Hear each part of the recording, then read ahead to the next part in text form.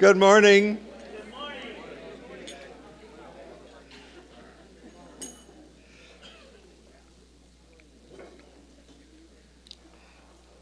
He was mentioning I really appreciate bringing in history, the Dion quintuplets. Some of you remember them? When I was in high school, I dated a twin, and people asked me how I could tell them apart. And it was easy. Laura wore pink fingernail polish, and John had a beard. So, okay. So would you, as a courtesy, make sure your phone is in the silence? And in behalf of John Howard, who's going to speak later, I really want to thank Josh and Lauren for getting a slideshow ready. I'm supposing they got it to work.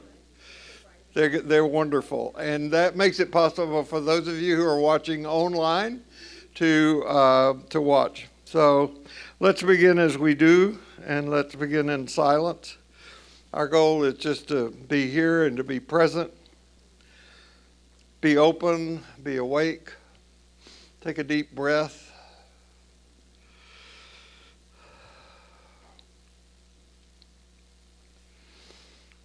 May grace be in our heads and in our thinking. May grace be in our eyes and in our seeing. May grace be in our ears and in our hearing. May grace be in our mouths and in our speaking. May grace be in our hearts and in our understanding. And may grace be at our ends and at our departing. So, as you know, I keep repeating this because they say that repetition is the mother of mastery. I hope this time today contributes to a deepening awareness of who you are, a growing awareness of that, a deepening awareness of sacred mystery and your relationship to sacred mystery, and strengthens our resolve to love others as if they were us because they are. And keep in mind that no matter who you are, no matter where you are on your spiritual journey, you are celebrated here. I don't want to take a lot of time from John's presentation. I do want to try to introduce him well, but I do want to say a few things. Next week, following the 11 o'clock service, there will be in this room the St. Paul's annual Pride Picnic. That is always a very fun, energetic, educational time to be together. And this year, I am shooting to be the best dressed person at that event. Yeah, I am. I am going for the award of most appropriately dressed for Pride. I don't think they actually give an award, but if they did, I will be wearing that next week. Not during class or during church. I'll be runner-up second place. All right. So Don and I are going to compete for that. Okay. It really is a fun time. They do fun games. You learn a lot about the history of the church and also about St. Paul's involvement in the whole Pride process. And I think that on the St. Paul's website, you can go and do some sort of registration to participate in the Pride March. I'm not sure they were working on that, but I think that's on the website. So come and eat. You have to register for this event, and it's a sandwich and ship kind of thing. And then you can either go in your car and take a little nap or go home or whatever, and then return at 4 o'clock next Sunday afternoon for the last evensong that the St. Paul's Choir is going to be doing until fall. I checked, that's correct. There won't be another one until the fall. I cannot say enough about the St. Paul's Choir. The choir, if you don't know, is internationally known. We have, when Sherry was in the choir, I got to travel with them. And it's just a wonderful experience. This is a great service, and I hope that you can come to that next week. The following Sunday, Holly and I are going to be co-teaching. We've both been reading a book that's causing us a lot of trouble, a lot of thinking. we may or may not be talking about it. I gave the next Sunday a title, Holly. Did you see it? I said, Communion of Saints, question mark. Are you kidding? Talk about that. All right. And then the Sunday after that, which will be June the 11th, I'm going to be preaching both services in that Sunday. And trying to write a sermon and also to be here is going to be kind of complicated. So we're going to do something different on the 11th.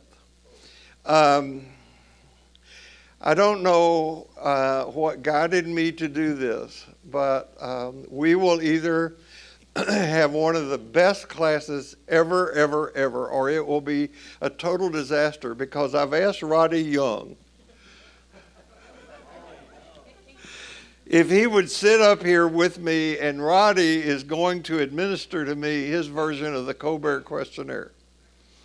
But you're going to participate in that by either getting one of these cards that are there at the back. Thank you to Wayne Herbert for having these cards ready. Or you can go on the Ordinary Life website and fill out one of these, question to ask Bill, and they will not be given to me ahead of time. So it's going to be a surprise about what happens. And can I trust you? Okay, that's what I thought. He said no, for those of you who didn't hear.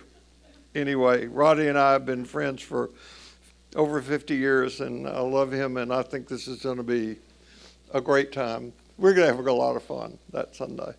And I hope you come to one of the services to get your soul saved, and then come here and get educated. It'll be fun. So, I have known John Howard for a long time, over 30 years, I bet. How long have you and Patsy been together? 33. So I knew when you and Patsy got together.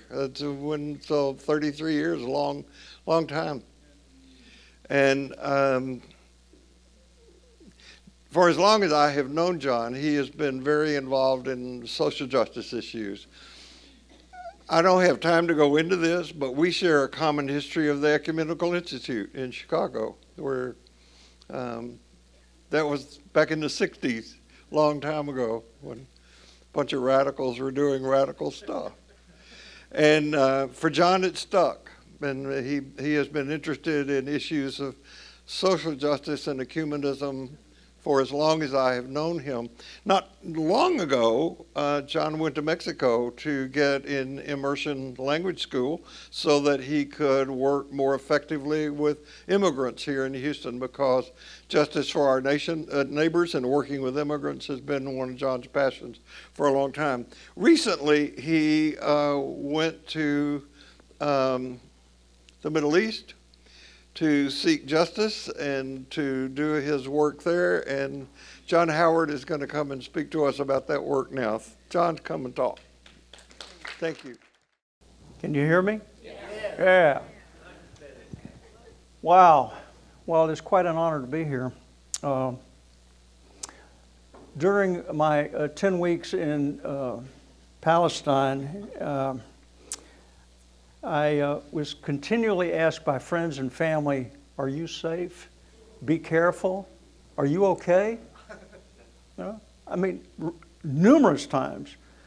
While the Palestinians, who have no major drug addiction problems, no homeless, and no mass shootings amongst themselves, would ask me, is your family in Texas okay? Are they safe? I hope they're okay. They're all right. You know?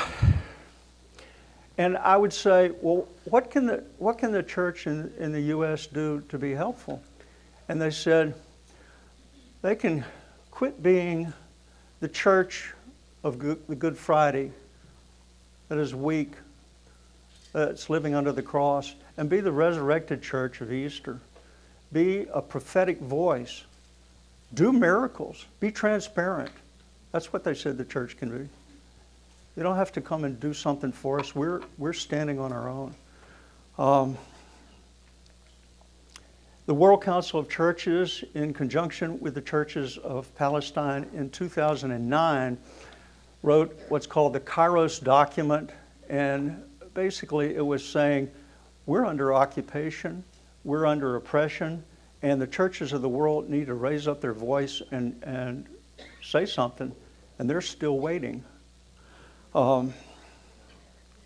I went with the intention of doing some human rights research, and particularly on discrimination against Christians, under the auspices of an organization called Sabil, which is official title is Ecumenical Liberation Theology Center, which Sabil in Arabic means people of the way. You've heard that before. Their values are inclusiveness, nonviolence, and justice. And while I don't have any jokes like Bill, I will share one miracle that they did, and that was they created a staff of 3, not 50 like St. Paul's, a staff of 3 and supporters from around the world. They created a medical insurance program for over 3,000 people who are, not qualified for medical insurance. They got pre-existing conditions. Just a little organization, but medical insurance for 3,000 people is not insignificant in a really impoverished country. I want to speak about 3 things. Introduction of Sabil and their work, about the present situation, and the comments on identity. I think there's a lot of complexity and confusion about Palestine and Israel. I was there from November 25th through February 7th, and shortly after arriving it was Christmas, and they held a Christmas celebration for about 170 Christian leaders from across the West Bank and Palestine. And let me read you some of the denominations I'd never heard of that were included. Armenian Catholics, Antiochian Catholics, Armenians, Chaldeans, Eastern Orthodox, Marianites, Coptic, Greek Malachites, Roman Catholics, Syriacs, Mennonites, and a number of Protestant denominations. And it was a little complicated because they celebrate 3 Christmases. We have the 25th in the West of December. The Orthodox celebrate the 12th day of Christmas, about the 6th or so of January, and the Armenians have their Christmas a few days later. So they did manage to get all 170 of them together for a Christmas celebration to help develop inclusiveness, because their ecumenism is not broadly practiced there. They have 4 or 5 programs. One is called Kumi Now, which means rise up. And the Palestinians have basically 3 options. You can leave, 2/3 of them have. You can fight, handfuls of them do and die, or you can be subservient and serve Israel and the Jewish community. So Sabil said, we need a 4th option. We need nonviolent people of justice who are standing up and resisting to the occupation of thousands of soldiers and troops that are micromanaging the lives of Palestinians. And so every Tuesday at 10 o'clock Central Standard Time, 6 o'clock Palestinian time, they'll host an individual or an organization who will come and speak about something they're doing of significance to help promote resistance. It's open to anybody that registers, 10 o'clock Central Standard Time. Go and check it out. A second program, they do tours twice a year. They'll take small groups on the West Bank to tour NGOs and freedom fighters and various Christians. They publish documents. Shortly after I got there, they asked me to do an executive summary of a 162-page book on anti-Semitism. I'll get back into that in a minute. But in terms of identities, the American evangelical community, major supporter of Israel, has an ideology, a theology, if you will, that is promoting the fulfillment of the Zionist transformation of the land between the river and the sea, Mediterranean Sea, and that it be turned over to Israel, and in so doing, forecast an Armageddon, which will bring back the second coming of Jesus, and in so doing, in the chaos and disaster, will enable some Jews to become Christian. And that is a major ideological movement of the American evangelical community. Christian identity. I'd mentioned it's a little complex with all those different denominations, but it's an air of Abrahamic faith, that the land of Israel, of Palestine, be to those people of faith, as distinct from the Jewish understanding of God being a realtor who gave them the land. It's a significant distinction. People of faith is the Christian community. They're highly educated, as are many of the Palestinians from the United States and Europe. I met engineers, doctors, business people that are highly educated.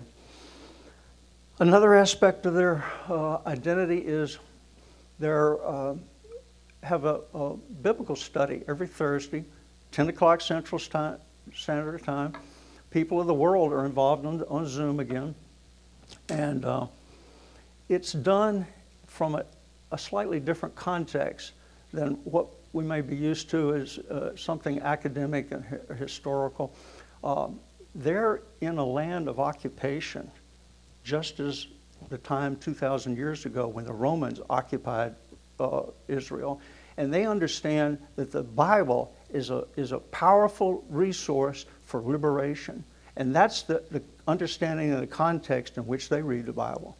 And so I urge you join with their Bible study on Thursdays.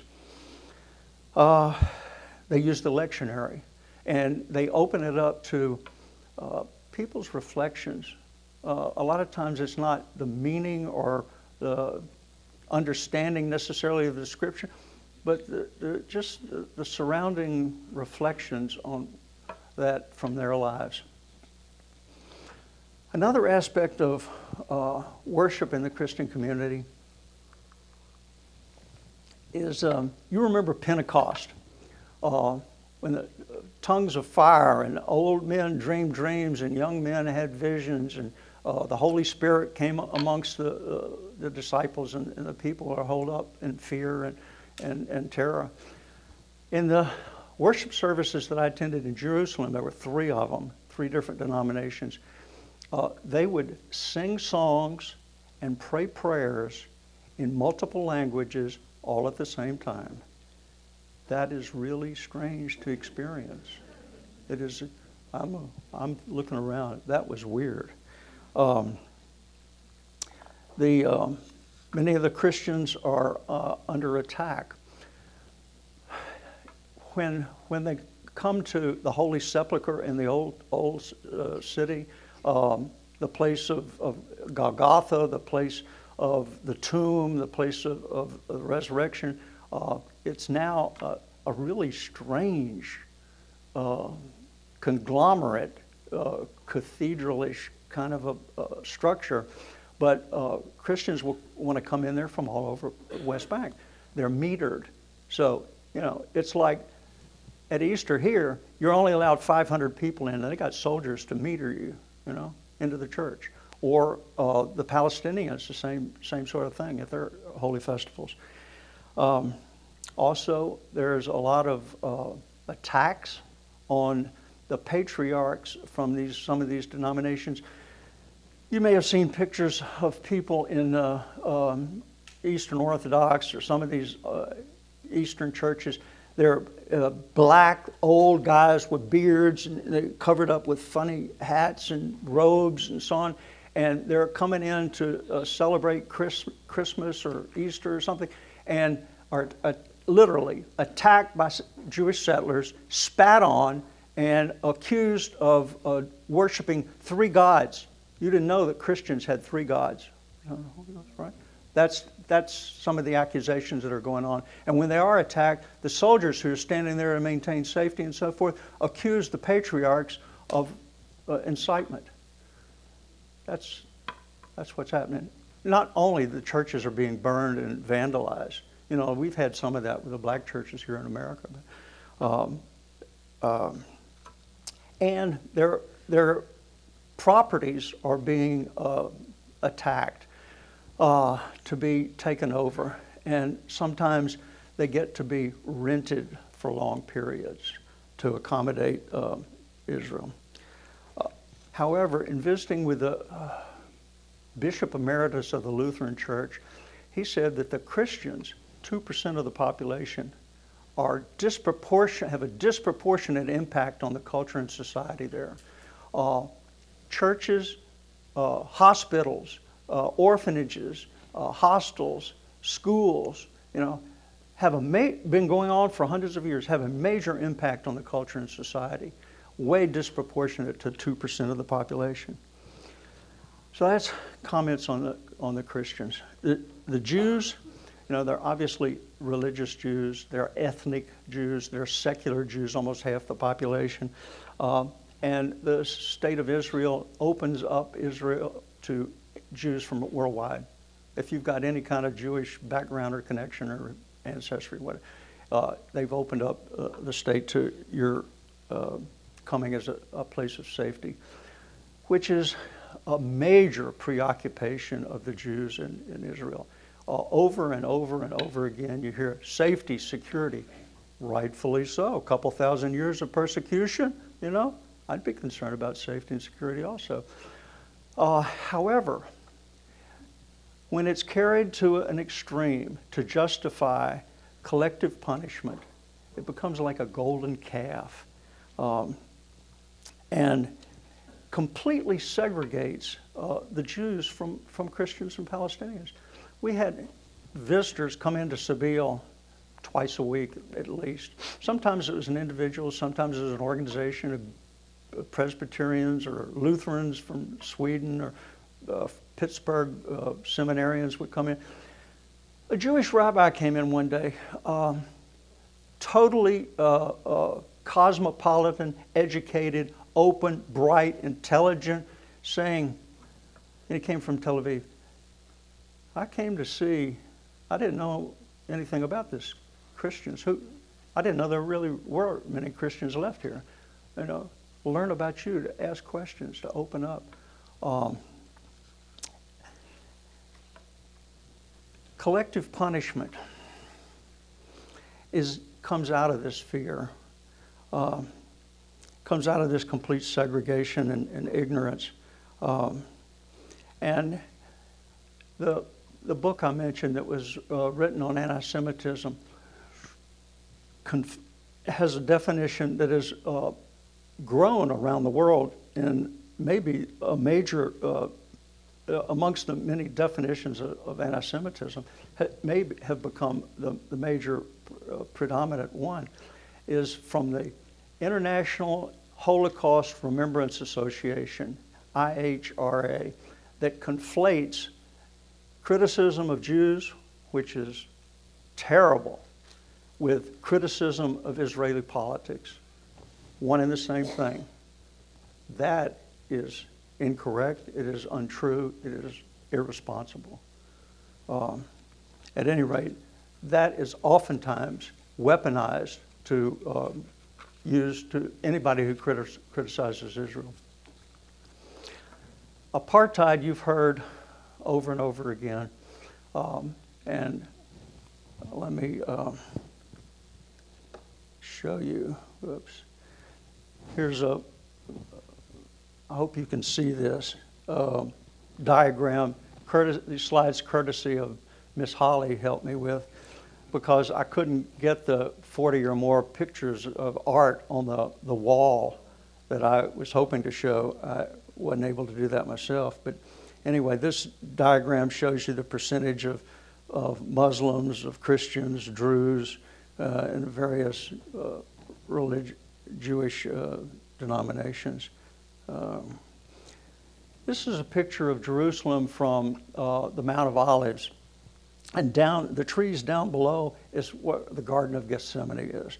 And you can barely distinguish a wall there in the foreground, because the old city is about 8 blocks a mile square. And you definitely should see the Gold Dome, which is the third most sacred spot in Islam, where Muhammad, riding in from Arabia on his horse, ascended into heaven. There, that's their Gold Dome, Mount of the Rock. This is a typical Greek Malachite church. You see they've got paintings all over the place, not so much stained glass, but wall, ceiling. I didn't see any floors painted, but they had everything else painted. Let's see. Oh, that's just thrown in for good measure. They pronounce it kike. I said, that's a slang term against Jews. Maybe the spelling is different or whatnot, but that's how they pronounced it. Anyway, it is a really good bread, and that's common. People just break it off and eat it like it was snack food. Anyway, back to the Mount, Temple Mount and the Gold Dome. My back in this picture is to the Gold Dome, and it's at max 100 yards from the Al-Aqsa Mosque. These are the sensitive spots in Islam. Let's see. Yeah, there's the Gold Dome on the right. Outside of my apartment was this mosque, and 5 times a day, they had prayers. It's called a prayer, early and late.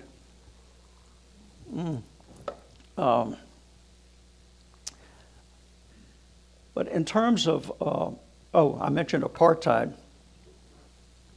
Apartheid definition is institutional regime of systematic oppression and domination by one racial group over any other racial group with the intent of maintaining that regime. There are 165 Bantustans or little village or community clusters around. They're all segregated one from another throughout the West Bank. In terms of Palestinian identity, it's tied to the land. Your identity and mine involves our name, our careers, our family, and that's true around the world, and it's certainly true with Palestinians. But they are uniquely tied to the land where a lot of times they're living on land where their ancestors are buried. It's been in the family for generations. And I visited this one family, a place called Tent of Nations, 99-acre farm, the Daoud Nasser family. He's been in court for 32 years with Israelis, spending a couple $100,000 in legal fees to defend the title to his land. Rural people traditionally around the world don't have titles or deeds to their property. That's sort of a capitalist, almost a Western kind of a thing. But so they would be living on their village, for, their family for hundreds of years. They'd go out to farm in the fields and then come back home at night. The Nasser family lived on their land. He had titles from the Ottoman Empire, from the Jordanian government, from the British when they ruled Palestine. Over 100 years, he's got titles, pieces of paper, deeds to his property. 32 years he's in court. He's in court today. All kinds of torment and trouble inflicted on him. 50, 80 years ago, there were 3 or 4 people who had property around him. Today, there are 19. They're all called into court to verify the borders, the deed, and the title, and whatnot of their properties and so on. Only court has been delayed you had to take off of work and go into Tel Aviv to court or Jerusalem, only to return, come back another day. 32 years.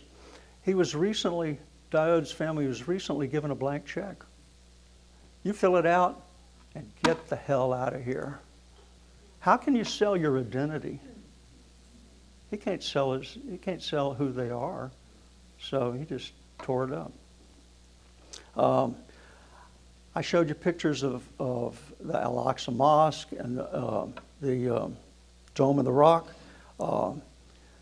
The Jews now are saying that square, which is 150 yards across each way, is where the Second Temple was. You know, while I was there, right after, they had Ramadan, the Jewish Seder, and Easter. All three religions were having their holy days almost at the same time. And this square where the Dome of the Rock is a highly inflammatory place, particularly when the police are coming in and pushing people around. In terms of the present situation, fasten your safety belts.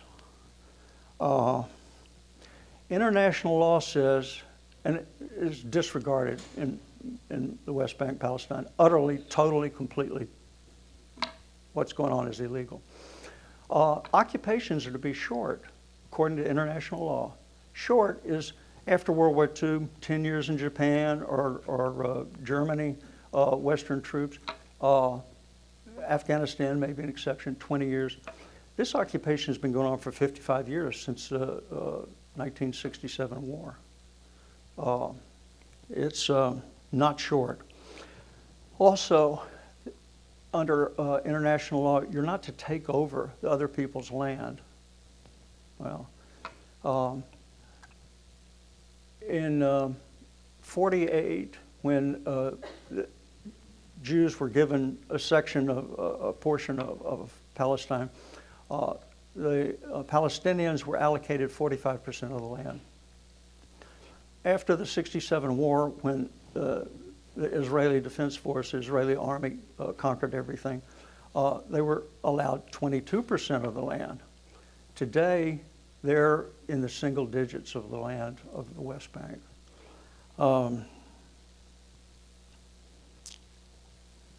The primary responsibility of the occupying power is the care and maintenance and support of those who are there occupying. That is clearly not happening today. And they're not, the occupying forces are not to move people in or out.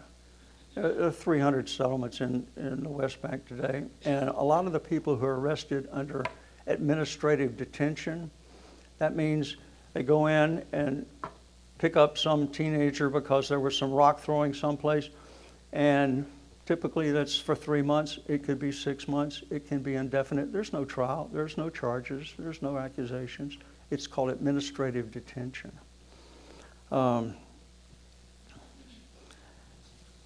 Israel, as everybody knows, is the major democracy in the Middle East.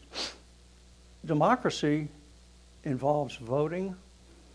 Since half of the people in Palestine are not citizens, they don't vote. They have no rights.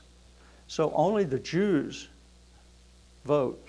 So the Jews have democracy.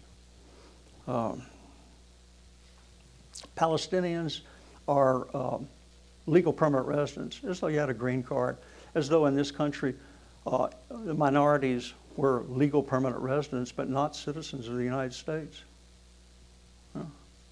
That would be the equivalent. Also, part of the present situation is $3.8 billion a year that the U.S. gives to Israel. After 30 years of doing this, it starts to amount to some money. When I was on that Mount of Olives looking back over Jerusalem, I could see 13 in West Jerusalem, which is not part of the West Bank, it's part of Israel. 13 high-rise cranes, for building high-rise buildings. 13. None in East Jerusalem. They've got light rail better than we do, or at least as much as we do. Water. Oh, this is a shot from the old town, old city.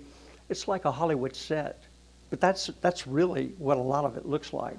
And I don't know this for a fact, but I suspect half of that stuff comes from China. I don't know. All right, this is the history of the takeover of the land, which is continuing today.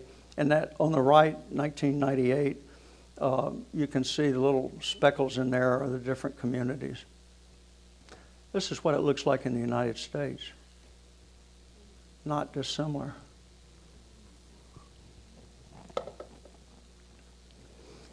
Oh, checkpoints. I could talk all day about checkpoints and permits.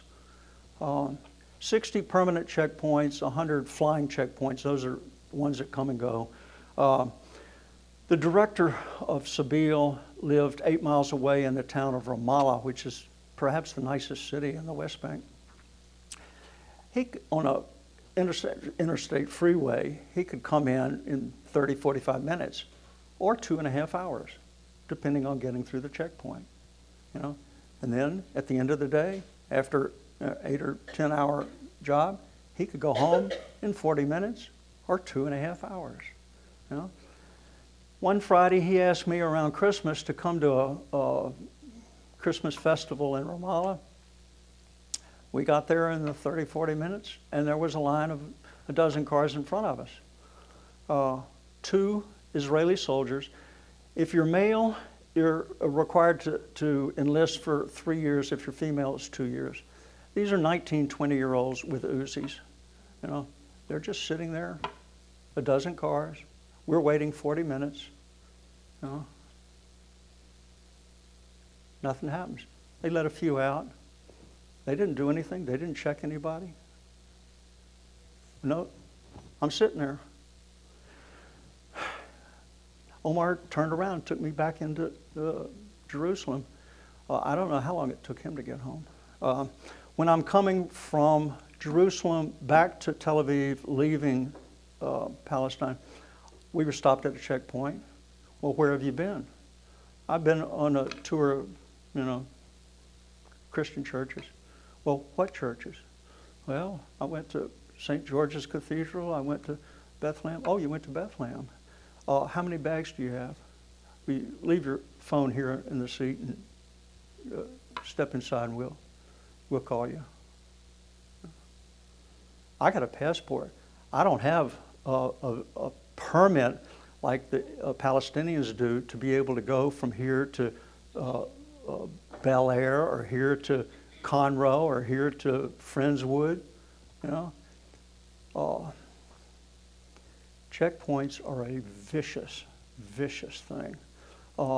People are having babies in a cab waiting to get through a checkpoint. People are dying in cabs waiting to get to a hospital 8 miles away.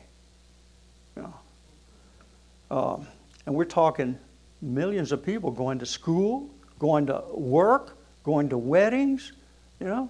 Last week, one of the Kumi Now programs, the whole 45-minute program was about a traditional Palestinian wedding. It was fantastic. Some of the family couldn't get there. They couldn't get through the checkpoints.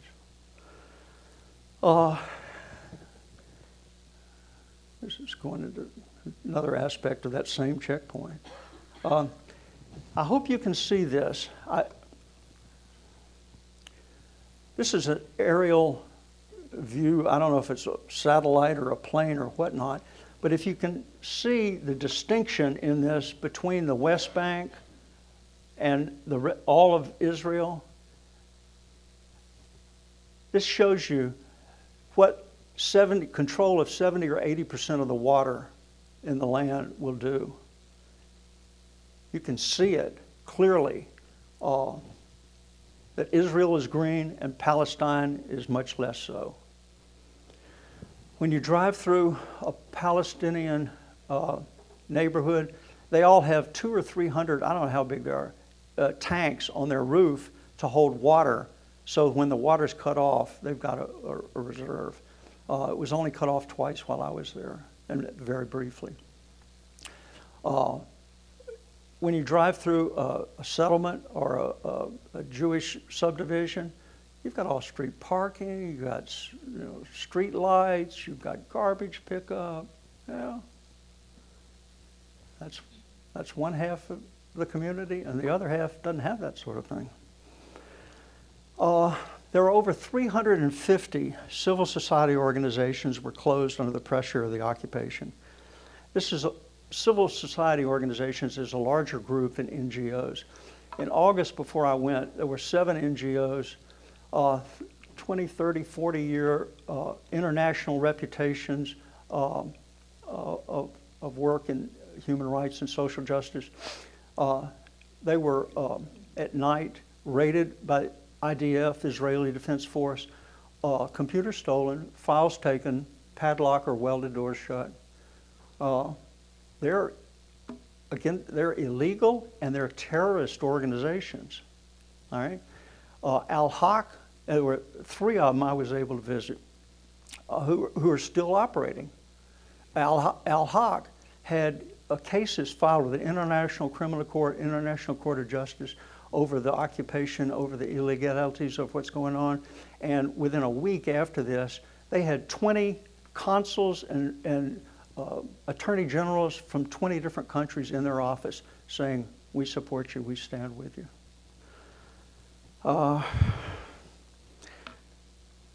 Their funding,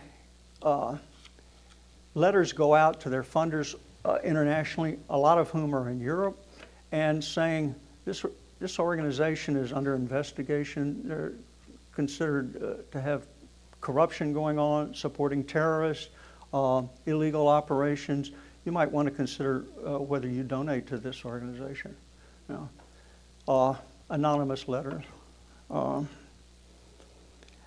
UN has exerted 81 vetoes. The U.S. has exerted 81 vetoes in the Security Council, 42 regarding Israel, of which 32 are on the occupation of Palestine. I've finished a book since I got back, written by 3 UN special rapporteurs. The United Nations has about 40, 42 around the world in different places, over places or over issues. But in Israel, they're assigned for 6-year periods. So 3 of these over the last 18 years, plus the current one, got together and wrote a book. And basically, I'm getting stuff, what I'm telling you, right out from the United Nations Special Rapporteurs. The UN Office of Coordinating Humanitarian Affairs Office has had their visas not renewed as a result.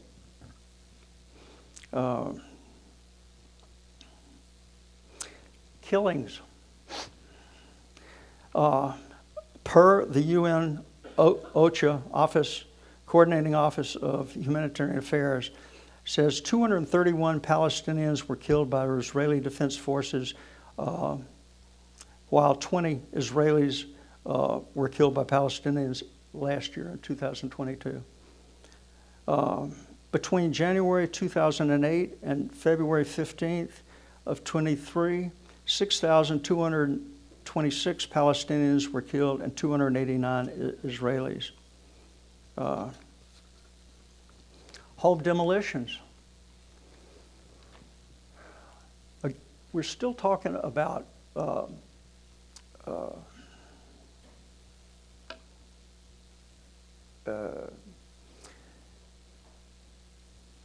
to the general population what's going on.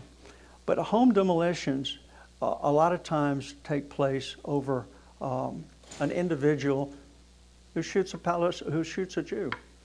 So, he's killed or whatever. but his family's home, 1, 2, 3 generations living there, maybe a quadruplex with 10, 20, 40 people living there, demolished. They're all homeless. In order to build, you're supposed to have a permit. 1% of the permits are issued.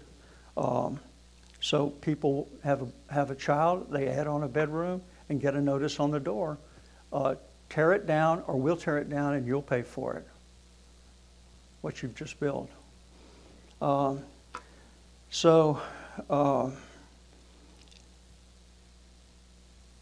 In 2022, there were 926 Palestinian buildings were demolished by the Israeli authorities.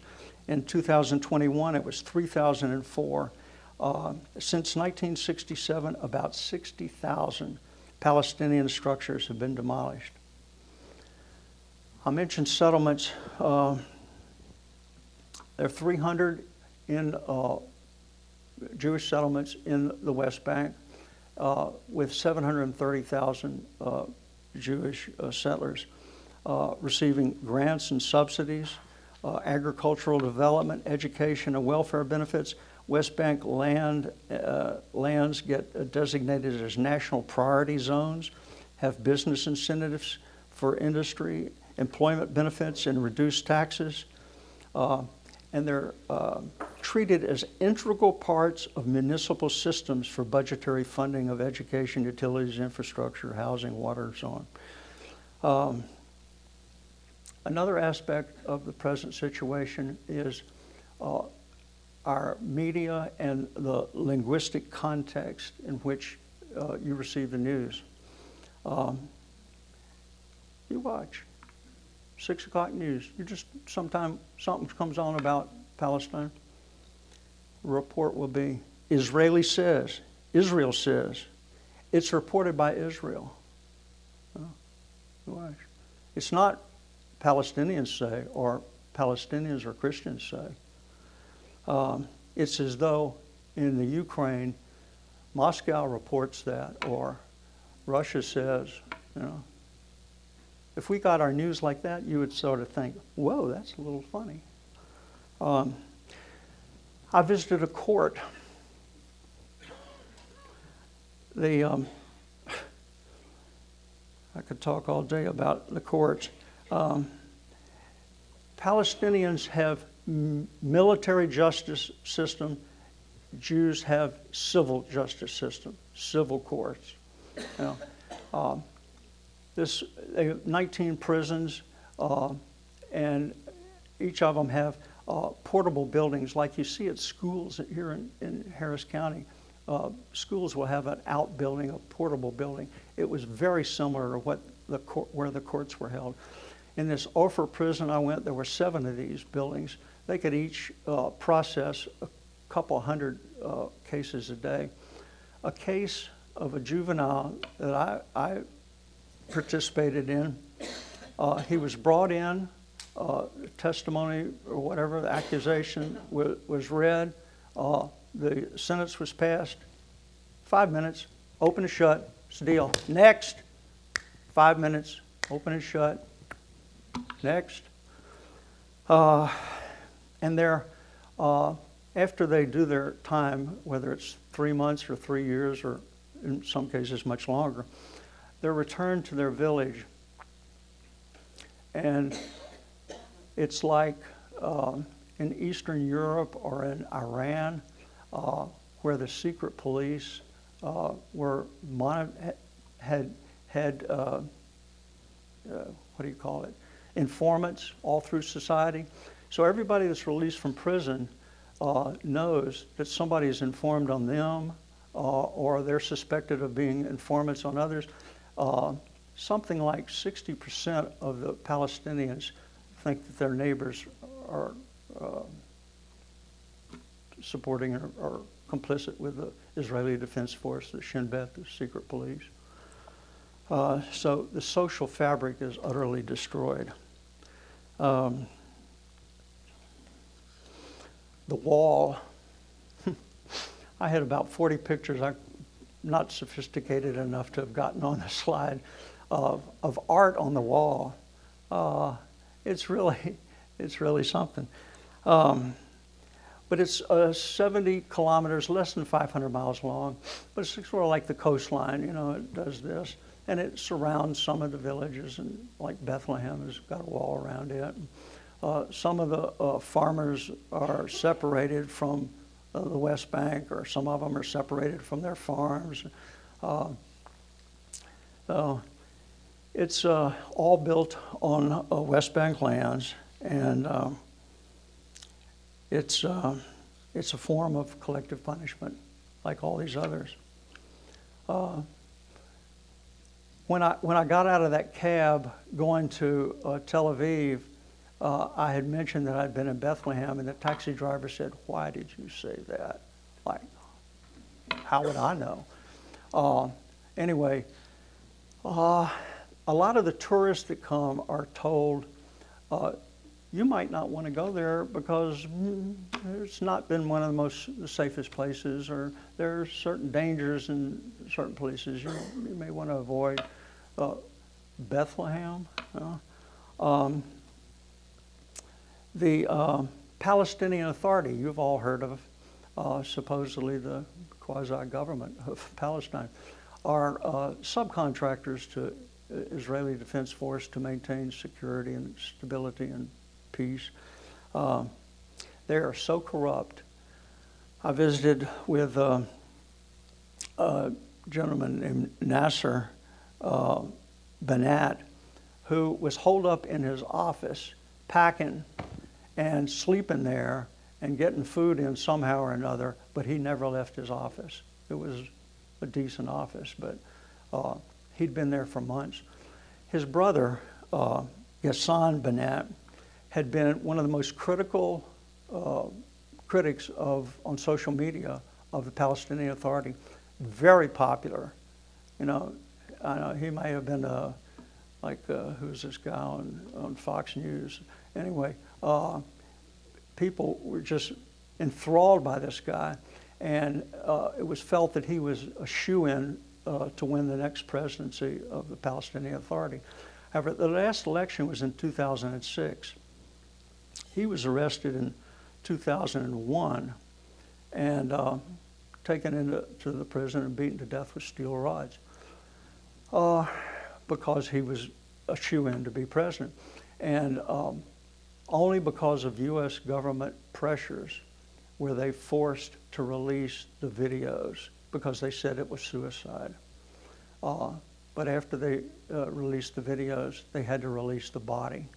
And in Palestine, you can't be buried unless you turn over your ID to the Palestinian Authority.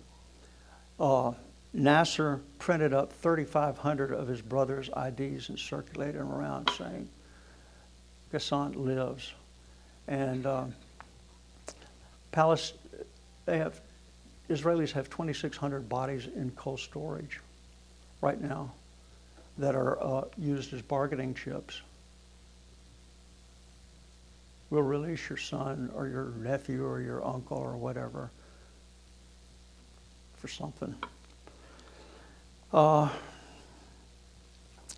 are two wars going on. One is this war of resistance by the Palestinians, and the other is the media war.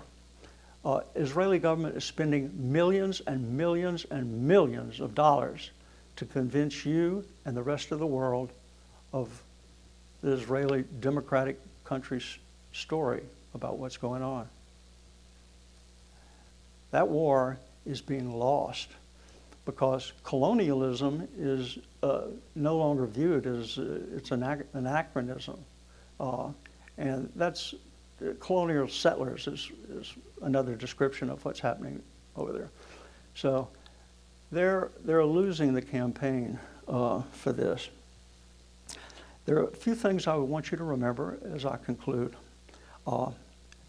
International law is utterly disregarded. It has nothing to do with what's going on. Apartheid is what's taken place. They're being Bantustan. The Palestinians are living under occupation. And the American Evangelical Church in Israel are promoting manifest destiny. You've heard that term, from the ocean to the river, just like happened once before right here. There's a great solidarity amongst Christians, especially European Christians, with Christians of Palestine. So what can you do? Be the Easter church, the resurrected church. Not just doing charity, but do miracles. Be transparent and have a prophetic voice. Go and see, return and tell. And support BDS. The United Methodist Kairos Response has an effort to boycott, divest, and sanction from what's going on in settlements, not just in Israel, but in the settlements in Palestine. You can educate yourselves. Read, YouTube, Al Jazeera. Have ordinary life, sign an apartheid-free pledge. And don't be cowed by accusations of anti-Semitism when you have a criticism of an Israeli policy. And as Wayne Herbert says, question everything.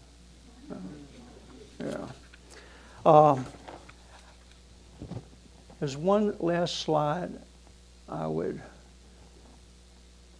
try to show you.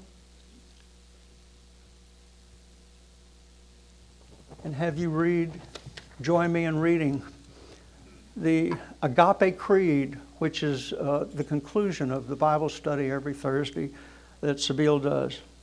Join me. Love is patient, love is kind. It does not envy, it does not boast, it's not proud, it is not rude, it is not self-seeking, it is not easily angered, it does not keep a record of wrongs, it does not celebrate injustice, but rejoices in the truth. Love never gives up, never loses faith, always hopes, always endures. Love cannot be conquered. Thank you. Thank you, John Howard, and we'll see you all here next week. No matter what happens or where you go, remember this: you carry precious cargo, so watch your step, and see you here with Holly next Sunday. Thank you.